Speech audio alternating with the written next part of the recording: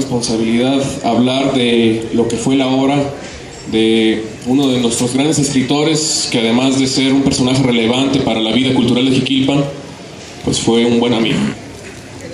Bueno, voy a comenzar. Jorge Martínez Villaseñor nació el 3 de julio de 1935. Fue ingeniero civil e industrial, fue el mayor de 7 hermanos, cofundador de la Asociación Mexicana de Ciencia Ficción y Fantasía. Esta asociación opera a nivel nacional. Profesor de artes plásticas, literatura, matemáticas y ciencias naturales. Durante la recopilación de estos datos, pues estuvimos teniendo una serie de anécdotas, recuerdos, etcétera, y me permitiré platicarles algunos de ellos conforme voy hablando del maestro.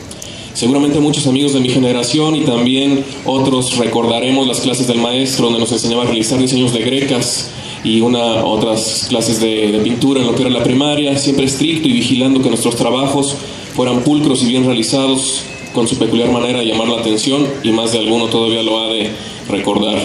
Platicábamos en fechas recientes con muchas personas de mi generación y tenemos un muy buen recuerdo del maestro. Él también ejerció como pintor y periodista.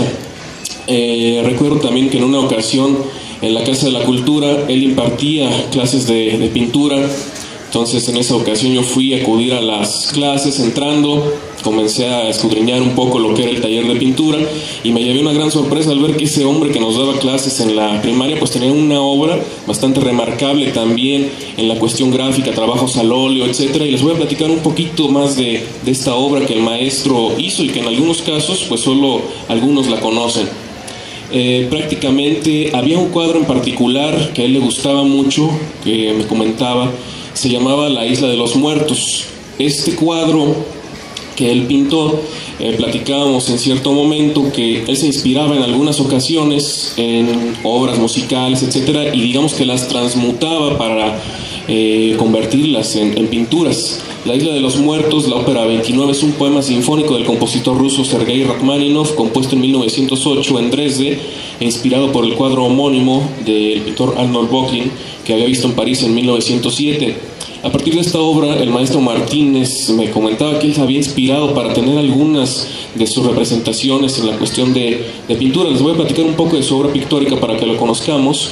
Él trabajó mucho la parte del patrimonio edificado de Jiquilpan, orientándose a pintar algunos de nuestros monumentos, paisajes y recintos históricos, entre ellos la Trasquila en noviembre de 1864, Jiquilpan en marzo, Fuente de los Cantaritos en 1937, Patio de la Casa del General Cárdenas en 1944, Jiquilpan en 1955, Calle Profesor Fajardo y Atrio en 1935, así como algunos otros paisajes. Dentro de su obra tenía también la parte de la pintura simbólica, que me resultaba muy interesante en aquellas tardes que me tocaba platicar con él y conocer un poco más de su inspiración.